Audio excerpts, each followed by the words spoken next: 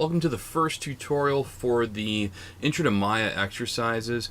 In this specific tutorial video, what we're going to talk about is the Move Tool exercise. But before we do that, let's just talk about how we navigate in the viewports, and let's make sure that everything looks correct on your screen. If you are just opening up Maya, make sure we go over to our workspace, and we should be able to go to Maya Classic. That should look exactly like how my viewport is currently arranged. From there, let's just talk about how our mouse commands work. So remember, everything is controlled by holding down the Alt key and either using the left mouse button, the middle mouse button, or the right mouse button commands. So if I were to use the left mouse button and the Alt key, that is going to allow for me to orbit. And right now it's orbiting just around the center axis of where I currently am looking. So that's just how that's going. However, if I have something selected, generally with the F button, that's going to allow for me to focus. So if I go to this cube right here, press F, and now if I perform the left mouse button and Alt for orbit, I can actually orbit around that specific model. This is extremely helpful when we're working in complicated scenes to make sure that we're able to pinpoint exactly that location that we're working in. So if I were to use the right mouse button and Alt, so hold down the Alt button and right mouse button, that's going to allow for me to zoom in and out of the scene. And again, as we just saw, if I had something selected and if I hit the F key, that will bring focus to that area as well. So let's say we're really far away. We know we need to get closer there. Just press the F key, and it's a lot easier than trying to zoom all the way in using the middle mouse or right mouse button and the Alt key. The middle mouse button and the Alt key, that's going to be our pan, and that allows us to kind of move left and right or up and down across our scene.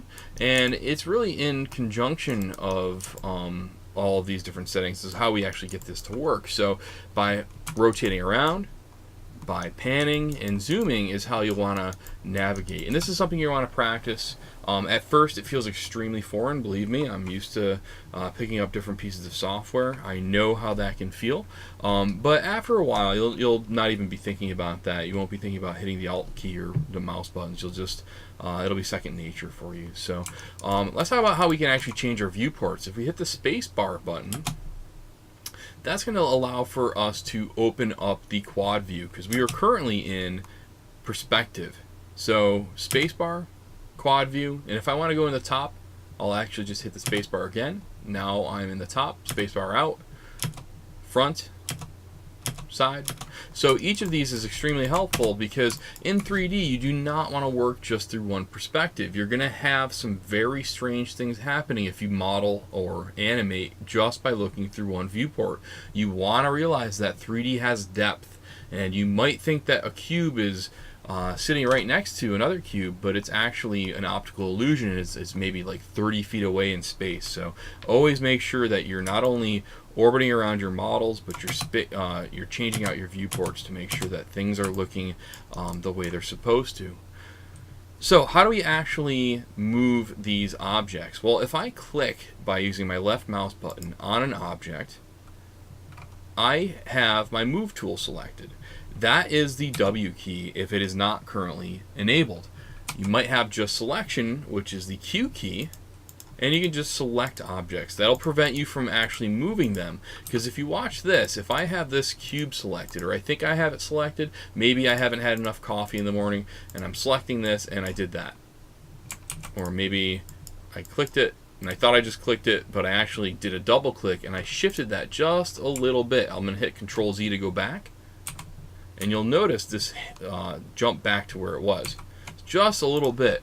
Now that may not be that big of a deal right now, but later on if you're working on a character and you need to make sure things are as symmetrical as possible, if you have a couple vertices, which we'll talk about later on in the program, maybe a couple different points like these that you thought were in one position but they actually got skewed, everything's going to look very strange. So it's very important to make sure that if you just meant to select an object, use the Q key.